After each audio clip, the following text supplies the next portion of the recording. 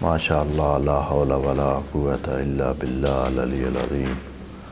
اعوذ باللہ من الشیطان الرجیم، بسم اللہ الرحمن الرحیم۔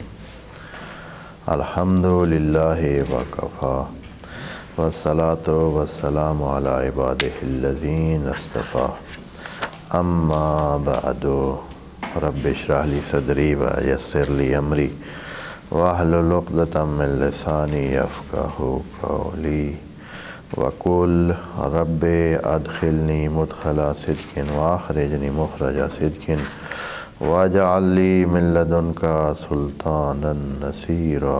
بسم اللہ وباللہ وتوکلت علی اللہ۔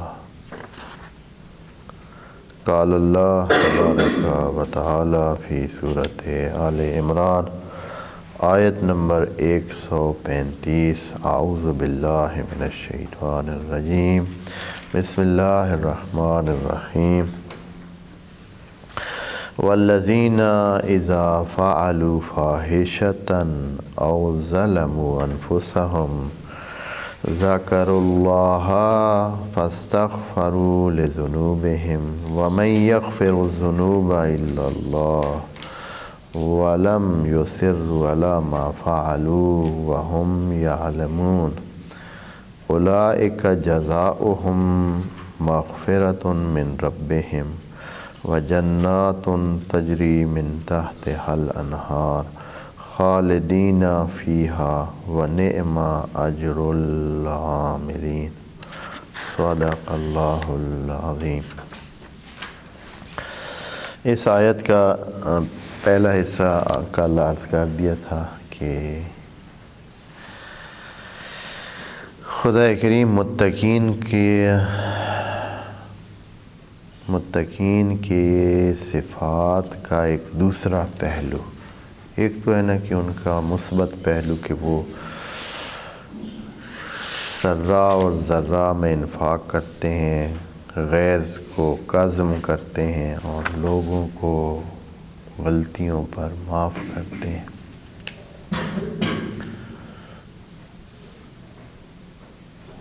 اب دوسرا حصہ اس کا یہ ہے کہ جب ان سے گناہ ہو جاتا ہے، غلطی ہو جاتی ہے، یعنی اس میں یہ طبیعی بتا رہا ہے کہ یہ چیز ہو جاتی ہے، حتیٰ متقین سے بھی ممکن ہے کہ کوئی غلطی سرزد ہو جائے،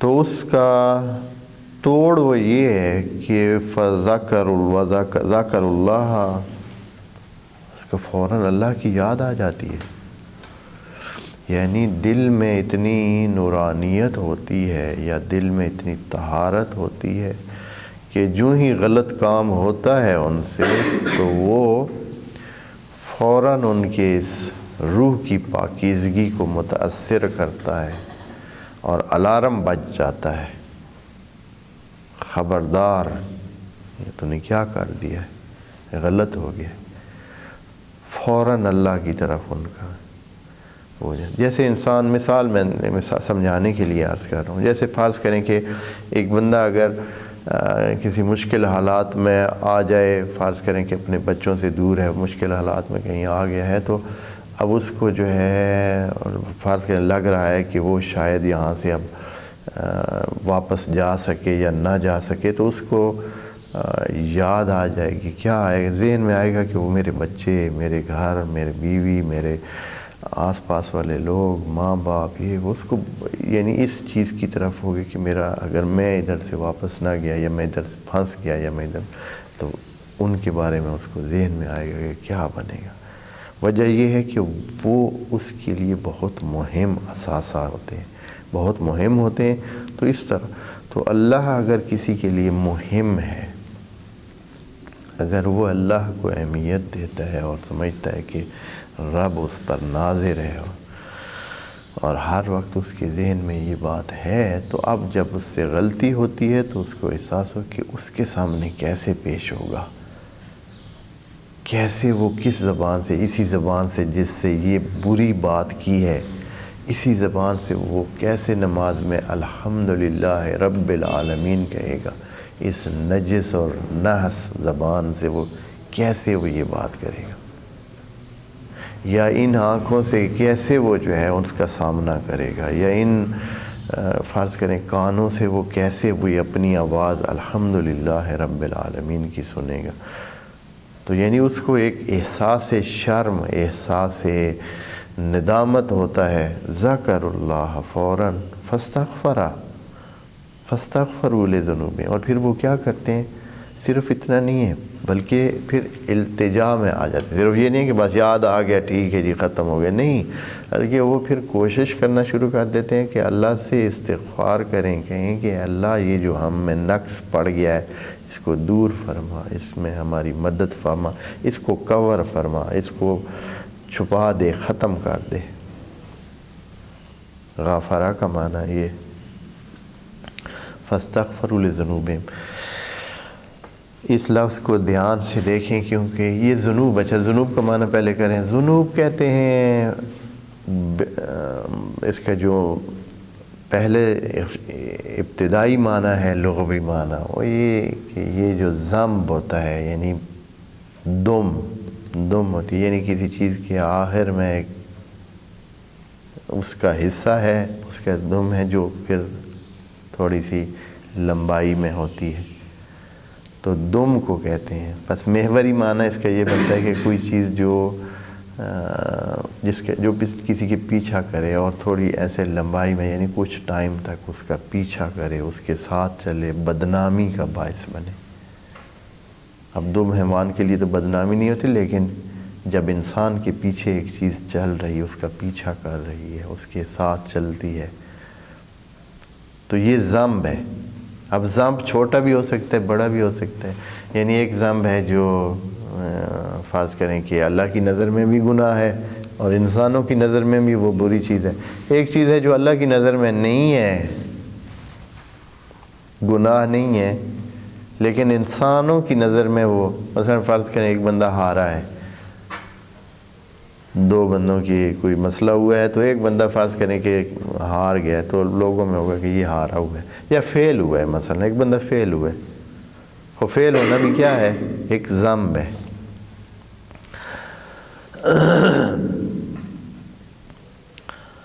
یا یہ ہے کہ کمزور ہونا، یہ بھی ذنب ہے۔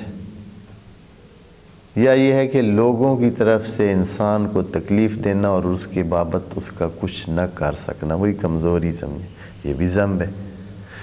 تبھی خدا کریم نے نبی کو کہا تھا کہ اس میں سورہ فاتح کی آیت ہے، ہاں کیا آیت ہے جی، انا فتحنا لک فتحا مبینہ لیغفر لک اللہ ما تقدم من ذنبک وما تاخر، جو تیرے پچھلے ذنب تھے وہ بھی ہم نے غفران کر دیے، اور جو آگے بعد میں اگر کوئی ذنب پیدا ہوگا تو وہ بھی ہم معاف کرتے ہیں۔ اب ذنب کا معنی اب کیا سمجھ لیں گے پھر، ہاں ذنب کا معنی گناہ نہیں ہے، ذنب کا معنی گناہ نہیں ہے۔ اگر گناہ معنی کریں تو اس کا مطلب آپ یوں کہہ رہے ہیں، انا فتحنا لک فتحا مبینا، ہم نے آپ کے لیے کھول دیے ہیں سارے راستے، اور آپ کے لیے اب کھل ہے، اور آپ بہت ساری آسانیاں ہیں آپ کے لیے۔ لیغفر لک اللہ ما تقدم من ذنبک وما تاخر، جو تیرے پچھلے ذنوب ہیں وہ بھی ہم نے چھپا دیے ہیں۔ جب فتح دے دی ہے، خصوصاً کہتے ہیں کہ یہ فتح مکہ کے بارے میں، جب فتح مکہ دی تو سارے وہ جو پچھلے حضرت کے حوالے سے غلط سوچیں ان کی تھیں، کمزوریاں تھیں، مسائل تھے، وہ سارے اب دھل گئے ہیں۔ اب وہ مانے ہوئے سردار بن گئے، پہلے جو نہیں مانتے تھے اب مان رہے۔ تو یہ ذنب تھا، یعنی گناہ تو نہیں تھا، ذنب تھا۔ بس دھیان کریں، میں اسی لیے کہتا ہوں کہ غفران کے معنی میں بھی، اسی سے غفران کے معنی کو بھی سمجھنے میں مدد ملتی ہے کہ غفران کا معنی گناہ کی معافی نہیں ہے۔ نہیں تو یہاں تو آپ کہہ رہے ہیں کہ اللہ تعالیٰ فرمایا لیغفر لک اللہ ما تقدم من ذنبک و ما تاخر، کہ اللہ آپ کے پچھلے اور آنے والے سارے ذنوب کو غفران کرے۔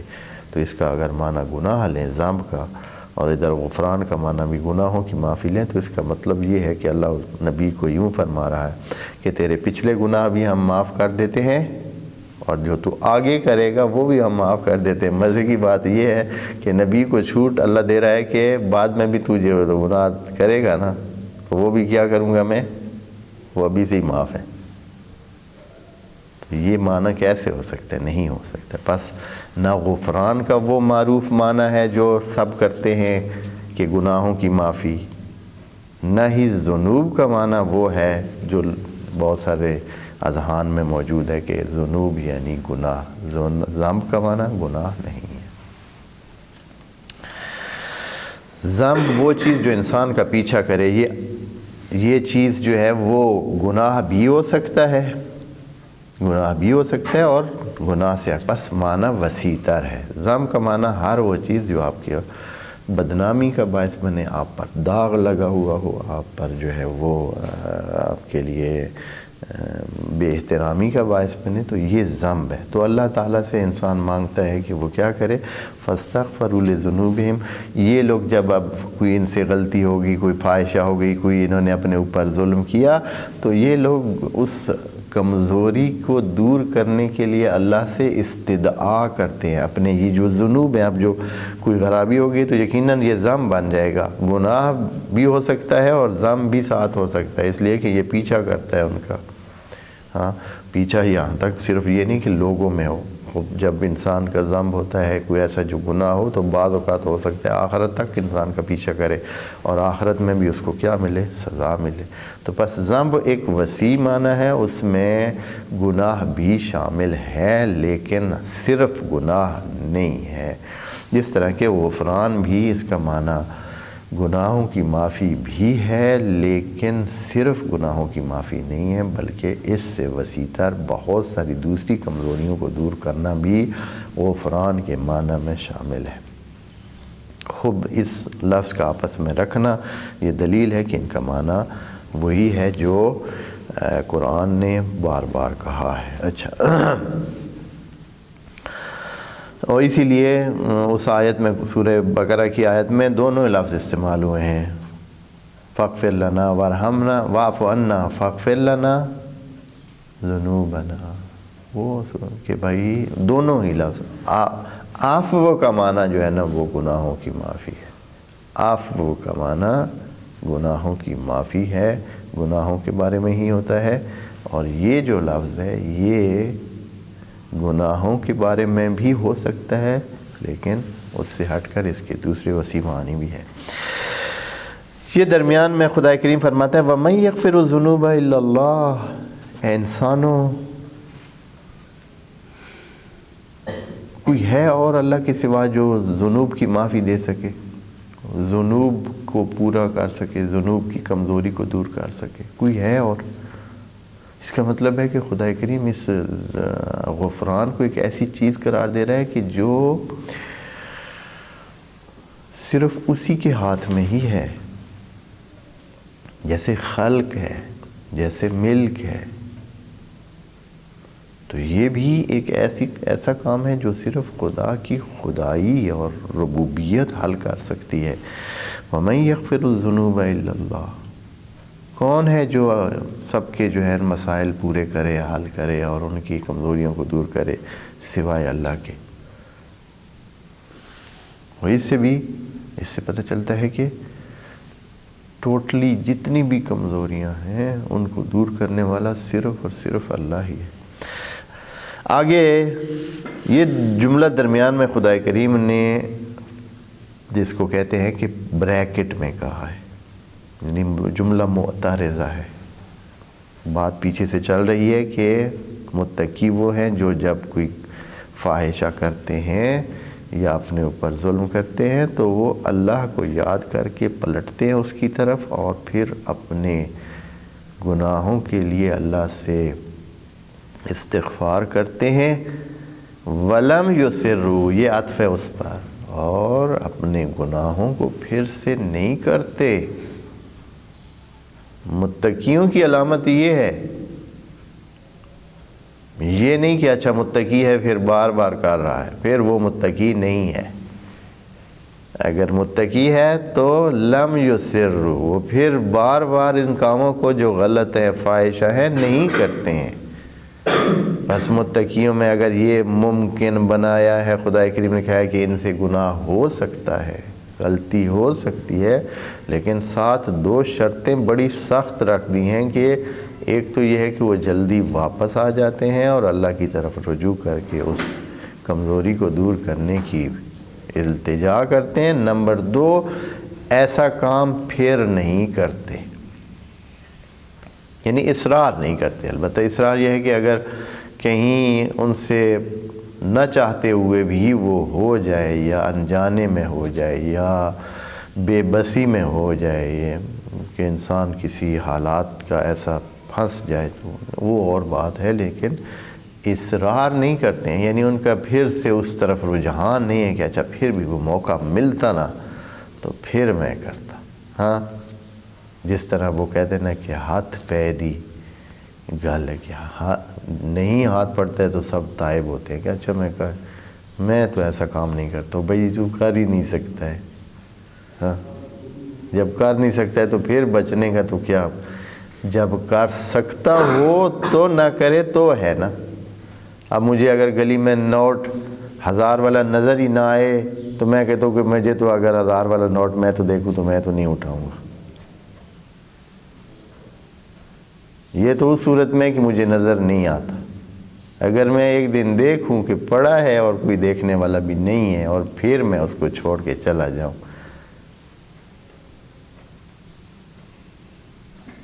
یہ کر کے دکھائیں۔ ہاں، یا کوئی سونے کی چیز پڑی ہو، سونے کی بھی نہیں ہوتی ہے، نکلی ہوتی ہے، تب بھی لوگ اٹھا لیتے کہ شاید سونا نکل ہے۔ نکلی ہوتی ہے تب بھی اٹھا لیتے ہیں کہ ہو سکتا ہے سونے کی ہی ہو۔ اگر نکلی نوٹ پڑا ہو تو بھی اٹھا لیتے ہیں کہ اصلی بھی تو ہو سکتا ہے۔ ہاں، تو کتنا مشکل ہے۔ بس خدا کریم فرما رہا ہے کہ یہ لم یسروا، ایسا نہ ہو کہ اب چونکہ ان سے گناہ ہو نہیں رہا ہے، ہاں یعنی وہ اسباب ہی گناہ کے موجود نہیں ہیں اس کے پاس۔ اب جس کے پاس مثال کے طور پر وہ ناجائز مشروب پینے کے لیے ہے نہیں، وہ کہتا ہے میں نہیں پیتا ہوں۔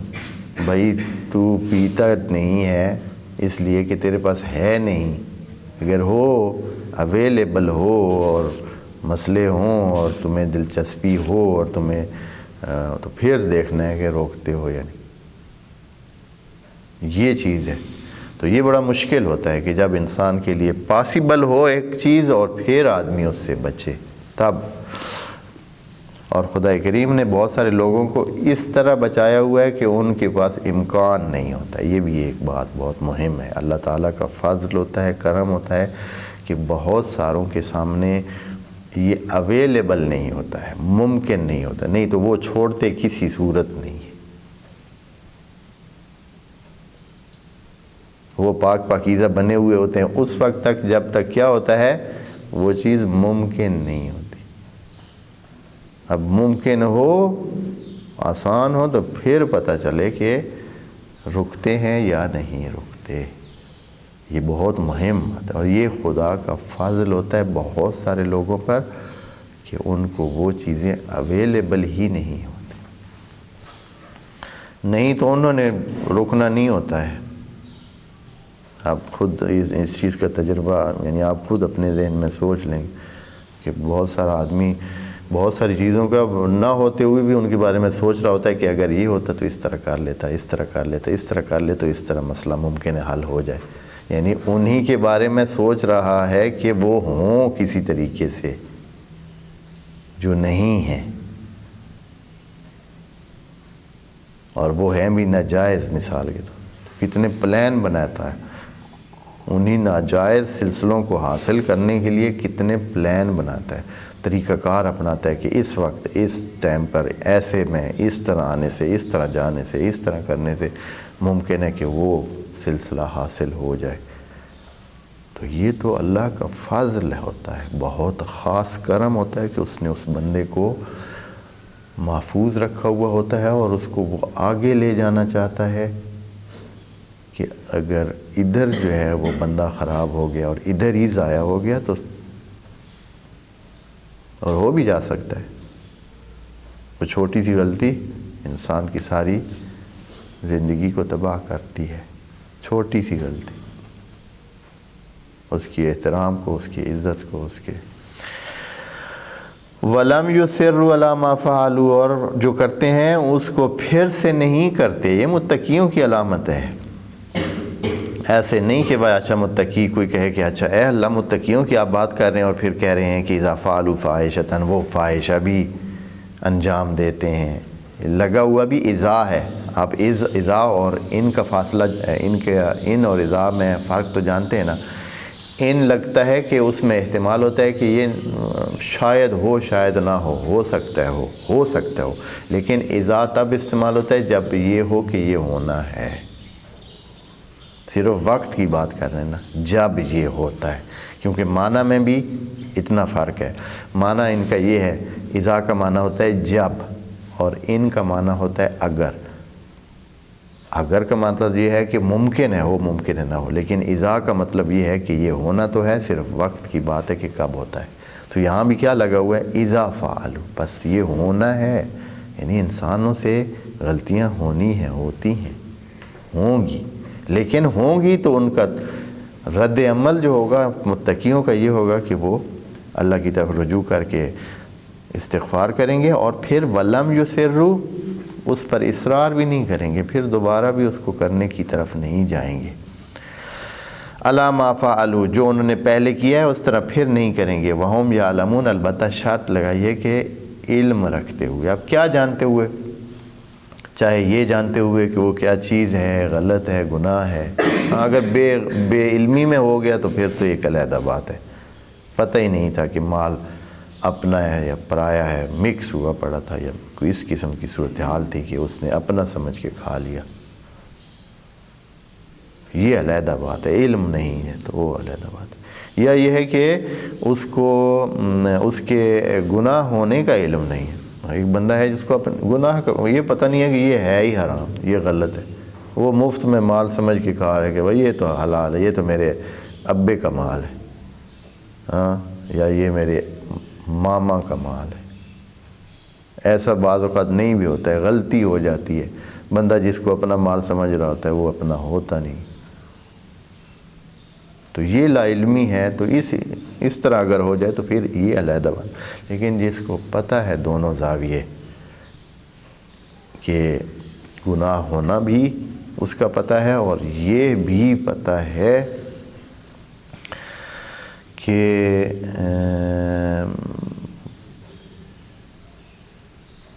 یعنی اس کا گناہ ہونا بھی پتہ ہے اور یہ بھی کہ اس کو یہ پتہ ہے کہ گناہ ہے. دونوں چیزیں. یعنی ایک چیز وہ گناہ ہے، نمبر ایک یہ چیز. دوسرا یہ ہے کہ یہ چیز جو ہے یہ بھی اسی میں سے ہے کہ جو گناہوں والی ہے. تو وہم مثال کے طور پر بھائی یہ بھی پتہ ہو کہ فرض کر میں سمجھانے کے لیے کہہ رہا ہوں، شاید آپ سمجھنے سے کہ چوری گناہ بھی ہے اور یہ بھی مال چوری کا ہے. اس طرح دونوں چیزیں اس کو پتہ ہو. بعض اوقات ایک چیز کا پتہ ہوتا ہے، دوسرے مثلا پتہ ہی نہیں ہے کہ چوری گناہ ہے، یا یہ ہے کہ چوری کے گناہ کا تو اس کو پتہ ہے لیکن یہ نہیں پتہ کہ یہ مال جو اس کے ہاتھ میں ہے یہ چوری کا ہے، تو بھی لا علمی ہے. تو کہتے ہیں کہ علم کی صورت میں ان کو کیا ملے گا؟ اللہ متقیوں کو آپ نے بتا دیا کہ یہ ہیں متقی. تو آپ متقیوں کے لیے آپ نے کیا سوچ رکھا ہے؟ ہاں، متقیوں کے لیے آپ نے یہ جو بتایا تھا کہ متقی ہیں اور الذین ينفقون فی السراء والضراء اور یہ اتنی باتیں، اب متقیوں کو ملے گا کیا؟ فرماتے ہیں کہ اولئک جزاؤہم، ان کی ہے جزا. اس میں ٹائم نہیں لکھا ہوا ہے، کہ یہ کب جزا ملے گی، یعنی ابھی سے ہے، ابھی سے. ادھر کوئی نہیں لکھا ہو کہ سوفا یا سا.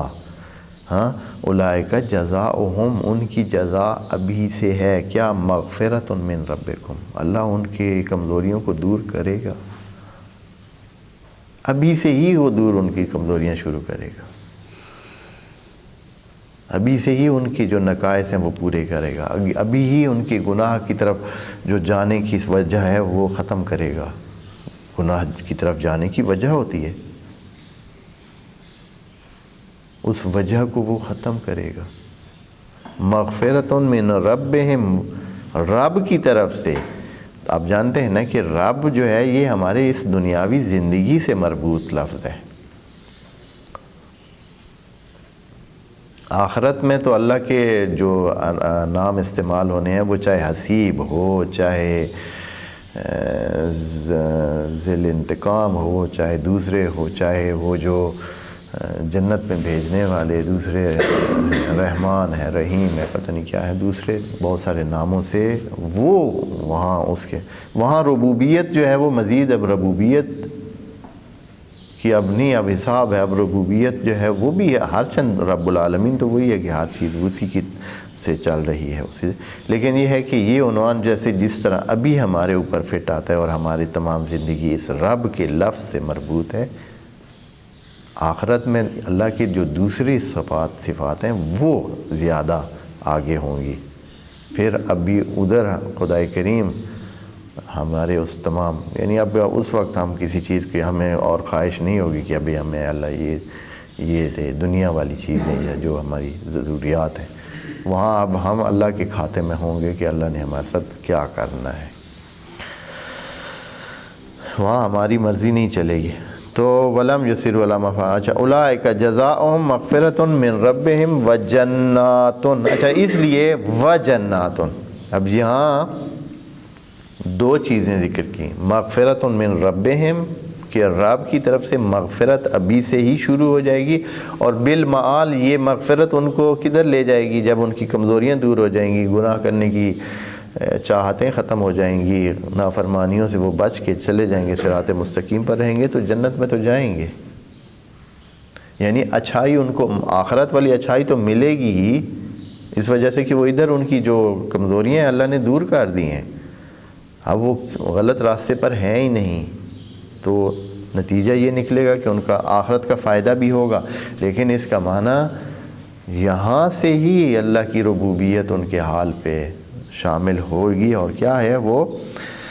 اللہ ان کی کمزوریوں کو دور کرے گا، اور وہ جنات، اور جنات ملیں گی. اور جنات جب لفظ آ جاتا ہے تو حتماً یہ آخرت کے لیے ہی ہے. لیکن یہاں خدا کریم نے جنتن نہیں کہا ہے، جناتن. اس کا مطلب ہے کہ آپ ایک ورژن آپ کو جنت کا نہیں ملے گا. آپ کہتے ہیں یار یہ ٹائپ کا گھر ہونا چاہیے، یہ نہیں ہے، اس کو چلیں، اس میں اب رہ لیا. دوسری ٹائپ کا، تیسری ٹائپ کا، اور طرح کا، یہ کھانے نہیں، یہ سیٹ اپ نہیں، یہ والا نہیں، وہ والا نہیں، پتہ نہیں. یعنی جو آپ کے دل میں آئے گا. جیسے ابھی کمپیوٹر میں یہ کام آپ کرتے ہیں نا کہ بس ایک کلک کرتے ہیں تو سارا منظر چینج ہو جاتا ہے. ادھر آپ چاہیں گے تو سارا منظر جنت اور ہو جائے گا. جنات تجری من تحتہا الانہار خالدین فیہا. اس میں یہ دھڑکا بھی نہیں لگا رہے گا کہ پتہ نہیں آج چھنتی ہے کل چھنتی ہے. اس دنیا میں جو بھی انسان کے پاس ہونا، اس میں یہ خطرہ رہتا ہے کہ ابھی چھنتی ہے کہ کبھی چھنتی، اب گئی کہ کب گئی. ہاں، اور کچھ بھی نہ ہو، زندگی کا ہی جو نہیں پتہ. ہاں، جاتے جاتے دڑام ختم شد. ہاں، دنیا کا بہت بڑا فلاں یہ وہ ہر چیز دنیا کی ہو گیا. صبح غسل خانے میں گیا، سلپ ہو کر دڑام. کون روک سکتا ہے؟ وَنِعْمَ أَجْرُ الْعَامِلِينَ. اور کیا اچھے اجر رکھے ہیں اللہ نے ان کے لیے جو عامل ہیں، سوچوں والے نہیں، صرف جو چاہتے ہیں بھائی اچھا ہو، میں اچھا بنوں، میں عالم بنوں، میں فلاں بن